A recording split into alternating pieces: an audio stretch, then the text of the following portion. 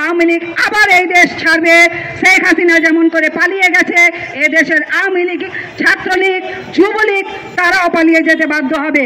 সংগ্রামী ভাই ও বোনেরা, আমি আবার আপনাদের কাছে অনুরোধ করব, অনেক কষ্টের বিনিময়ে আমরা আবার দ্বিতীয় স্বাধীনতা পেয়েছি, আমাদেরকে যেন আর কখনো তৃতীয় স্বাধীনতার জন্য যুদ্ধ করতে না হয়, সেই আহ্বান রেখে আমি আমার বক্তব্য শেষ করছি। ধন্যবাদ সবাইকে।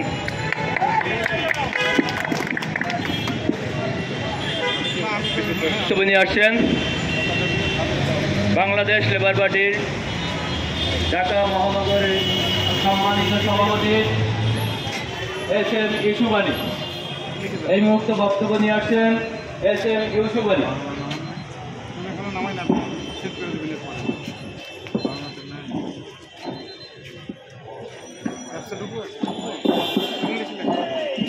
অনুষ্ঠানের প্রধান অতিথি বাংলাদেশ লেবার পার্টির সংগ্রামী সভাপতি জাতীয় নেতা ডাক্তার মুস্তাফিজুর রহমান ইয়ান, উপস্থিত বাংলাদেশ লেবার পার্টির কেন্দ্রীয় মহানগর নেতৃবৃন্দ, সমবেত সাংবাদিক বন্ধুগণ এবং লেবার পার্টির ছাত্র মিশনের কর্মী ভাইয়েরা, বাংলাদেশ লেবার পার্টি ঢাকা মহানগরীর পক্ষ থেকে আপনাদের সবাইকে জানাচ্ছি শুভেচ্ছা।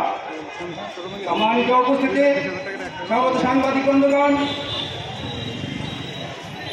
স্বৈরাচার হাসিনা সরকার ক্ষমতা আসার পর থেকে অদ্যাবধি বাংলাদেশ লেবার পার্টি শত প্রতিনিয়ত সংগ্রাম করে পার্টির সংগ্রামী চেয়ারম্যান ডাক্তার মুস্তাফিজুর রহমান ইরানের নেতৃত্বে রাজপথে ছিল, আছে, থাকবে।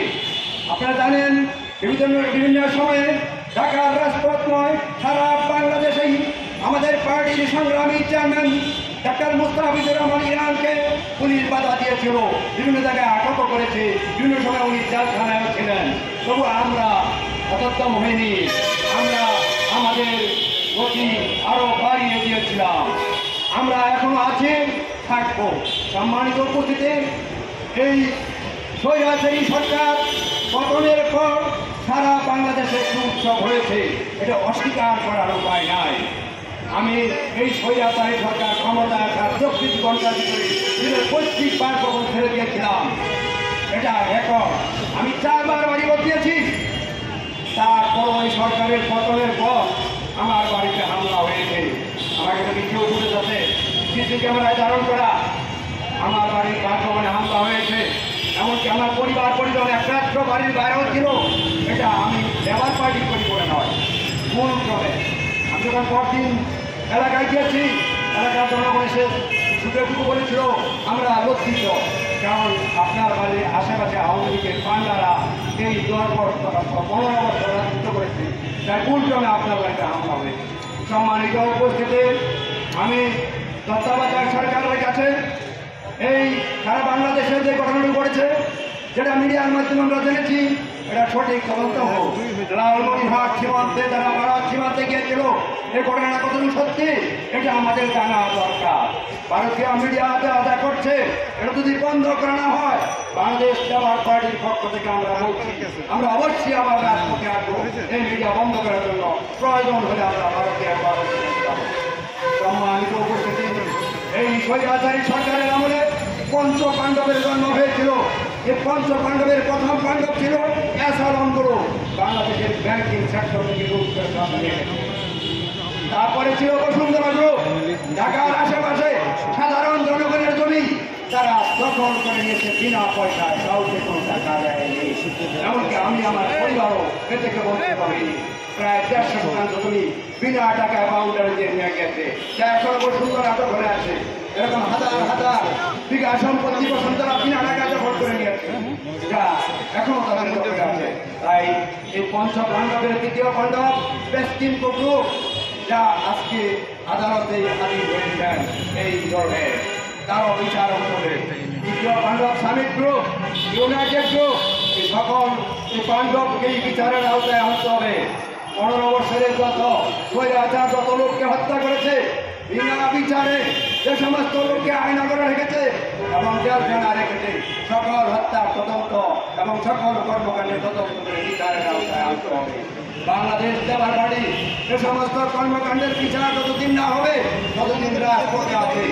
ডাক্তার মুস্তাফিজুর রহমান ইরানের নেতৃত্বে থাকবে ইনশাআল্লাহ। আপনাদের সবাইকে ধন্যবাদ জানিয়ে আজকের অনুষ্ঠানে সভাপতির বক্তব্য আমি এখানে শেষ করছি। আসসালামু আলাইকুম ওয়া রাহমাতুল্লাহি ওয়া বারাকাতুহু। এখন আপনাদের সম্মুখে আজকের অনুষ্ঠানের প্রধান অতিথি দক্ষিণ বাংলার কৃতি সন্তান জাতীয় নেতা বাংলাদেশ লেবার পার্টির সংগ্রামী চেয়ারম্যান স্বৈরাচারী হাসিনার আতঙ্ক ডাক্তার মুস্তাফিজুর রহমান ইরান মূল্যবান বক্তব্য রাখবেন। বাংলাদেশ লেবার পার্টি জিন্দাবাদ জিন্দাবাদ, বাংলাদেশ লেবার পার্টি জিন্দাবাদ জিন্দাবাদ। ইরান ভাই এগিয়ে চলো, আমরা আছি তোমার সাথে। ইরান ভাই এগিয়ে চলো, আমরা আছি তোমার সাথে। বাংলাদেশ লেবার আমরা দেখেছি বাংলাদেশের অন্যতম চলচ্চিত্রকার জহির রায়হানকে গুম করার পরে এই একই কথা বলেছিল আওয়ামী লীগ এবং শেখ মুজিব। আমরা দেখেছি বাংলাদেশের গুমের রাজ্য শেখ মুজিবের সময়ে আমরা দেখেছি জাসদের 40,000 নেতা কর্মীদেরকে তারা তাদের গণবাহিনীর মাধ্যমে তারা গুপ্ত হত্যার মাধ্যমে তাদেরকে হত্যা করেছে। আমরা অনেকেই আমরা যারা জাতীয় রাজনীতি করি আমরা দীর্ঘ 17টি বছর যাবৎ এই আওয়ামী লীগের দুঃশাসনের বিরুদ্ধে রাজপথের সাংবাদিক বন্ধুদের সামনে আমরা কথা বলে আসছি। আজকে আমাদের দীর্ঘ 17টি বছরের আন্দোলনের ফসল হচ্ছে 5ই আগস্ট ছাত্র জনতার গণ অভ্যুত্থান। আজকে এই গণ অভ্যুত্থান হয়েছে, এই গণ অভ্যুত্থান নিয়ে কেউ কোনো অস্থিরতা দেখাবেন না। আমরা চাই বাংলাদেশে খাই রাজনীতি মুক্ত, একটা লুটপাটের গণতন্ত্র মুক্ত, একটা অর্থবহ পরিবর্তন আমরা চাই। যেই বৈষম্যের কথা আমাদের ছাত্র সমাজ বলেছে, আমি ছাত্র সমাজকে